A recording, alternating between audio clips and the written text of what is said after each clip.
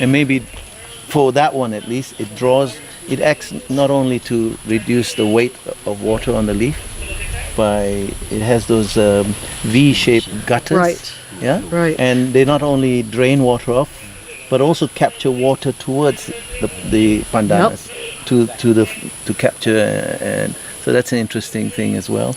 And they have a spiral shape. So every leaf has a look at the sun. In every branch, yeah. Yeah, has a look It's at the actually sun.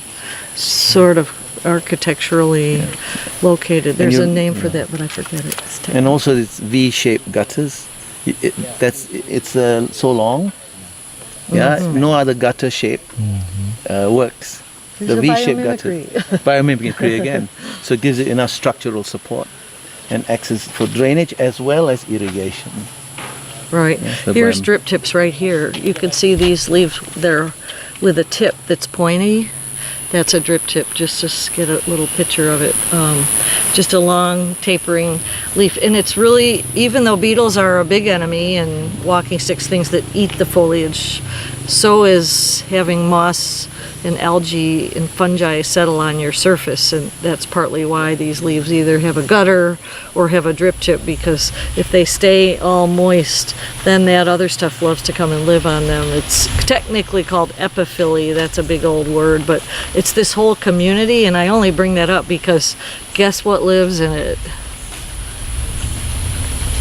Water bears! See, that's what they love. They love so the make moss. sure you have water bears in. Exactly, because you're kind of now the epicenter for water bears as well as canopy sites, but you can approach that from a leaf, you see, that doesn't drain its water, it gets all this crud, people call it, but it really is a whole community of lichen and moss and little teensy things living in it, which is very cool. And we're just starting to uncover the secrets of what these little things are. Water bears, another one is nematodes. Things people associate with the soil are actually in the canopy as well, and that's pretty cool, living in these little villages of moss. Have you heard him yet talk about them? The water bears? The water bears? No. Yeah. So he's found water bears eat water bears? Yeah, and it's right in the gift shop. If you go to the desk, Randy's sitting amazing, there. amazing. That's Yeah, it's so useful. Get maybe a little video on him too. So they eat other animals up there. They also eat plants. Right. So you maybe I know in when it comes to mangroves, the mud skippers, you have omnivores, carnivores as well as herbivores. Right. So among them, so maybe among the bears also. Right. And it'll be interesting to study the food, the mouth part that they're designed to. Yep. And that'll be research we might even do here. And I often say to people, what's the commonest creature in this rainforest? And they like monkey, or they don't know what to say, but I say probably water bears, because I haven't counted them all, but we have not yet sampled without finding bunches of them in every little piece of moss. In other words, we've never had a zero sample. So if you multiply all the amazing amounts of moist surfaces of leaves and bark and moss and lichen, that's a lot of water bears. And what's fun about that is nobody's ever heard of them. You want people to leave your guided tour with a few things familiar, like maybe they now can identify a tree fern and maybe an orchid and maybe 3 species of bird, but maybe also with some new things that they never even thought about. Water bears is a good one.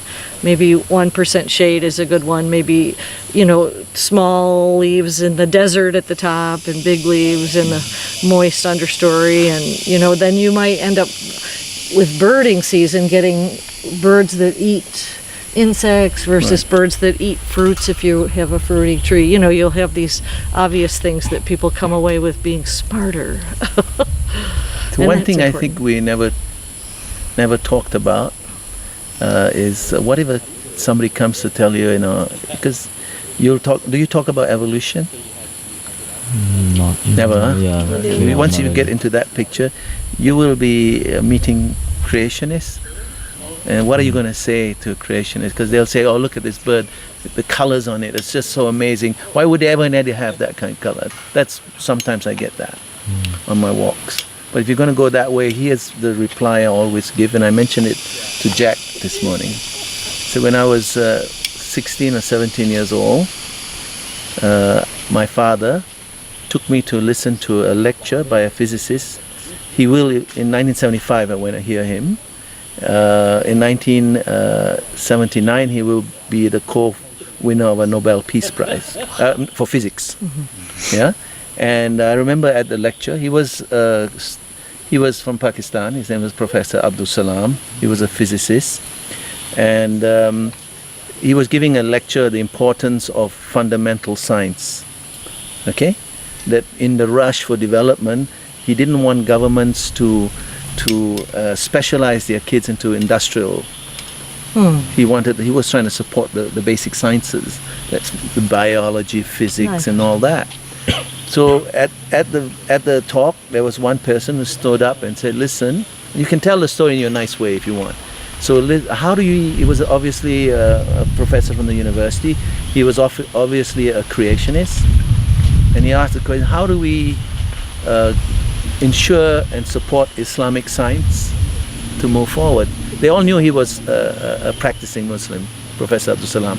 So Professor Abdul Salam said this, and this is how I get away with creationists.